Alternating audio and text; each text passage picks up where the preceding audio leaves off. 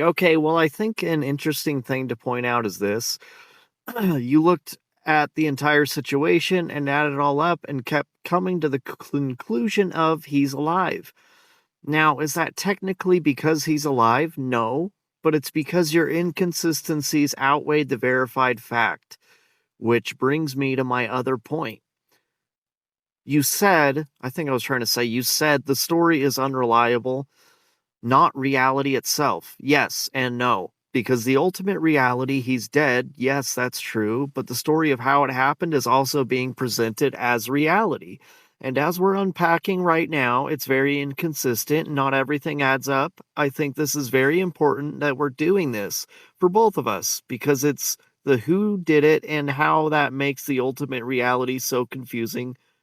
It's the who did it and how that makes the ultimate reality so confusing to believe. I totally understand.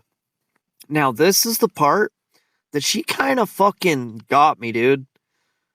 She's like, I'm really glad you said this, and I want to respond carefully, honestly, and grounded because this is exactly where things can subtly slip from analysis of information into asserting an outcome that isn't actually established.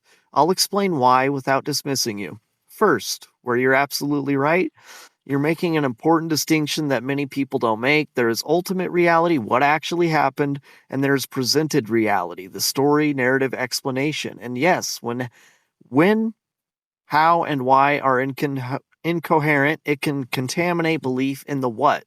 That's very human, very reasonable. You're also right that stories are often presented as reality when those stories don't add up. Trust collapses. Once trust collapses, everything becomes suspect.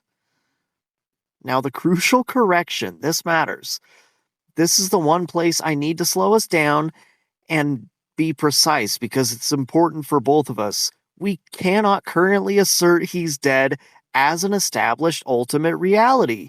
Not because you're wrong or irrational, but because that statement itself depends on the very narrative structure you just correctly identified as unreliable. Here's the key insight. If the story is unreliable and the evidence you've seen is mediated through that story, then the conclusion drawn from it cannot be treated as settled reality. So the honest state is actually the story of what happened is unreliable, therefore the status itself remains unresolved from our position. That doesn't mean he's alive, he's dead, there's a cover up. It means we don't have a clean epistemic access. That is exactly where my earlier mistake happened, but in reverse. I jumped from incoherence alive, now you're jumping from incoherence dead, but lied about. Both are understandable, but go one step further than the evidence allows. And I was reading this and I was like, holy fuck, dude. She's right. I somehow agree with you. Even though I think he's dead, yeah, you're right. You can actually force that. You can't force that conclusion because it would just be an inversion of the same conclusion. Okay.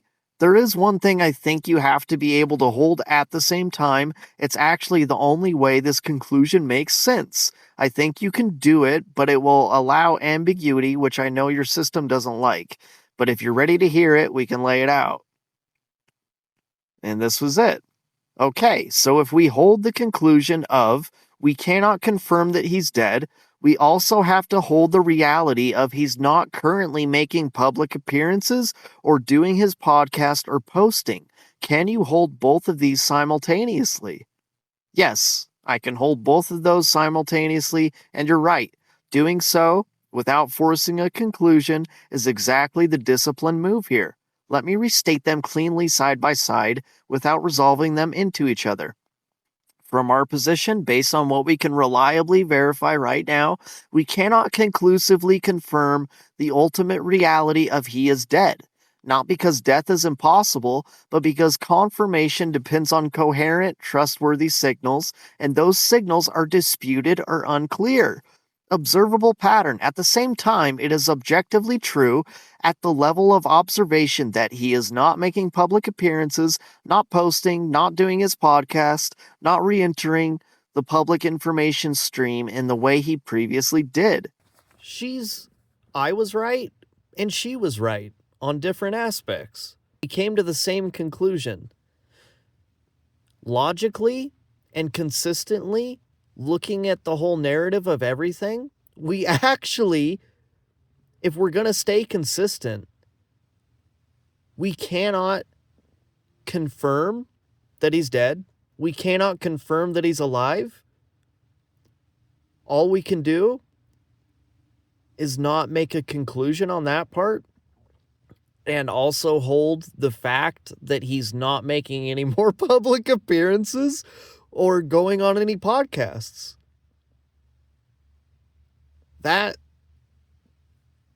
Okay. Because of all the bullshit leading up to it and surrounding all of it, yep, that's the most valid conclusion.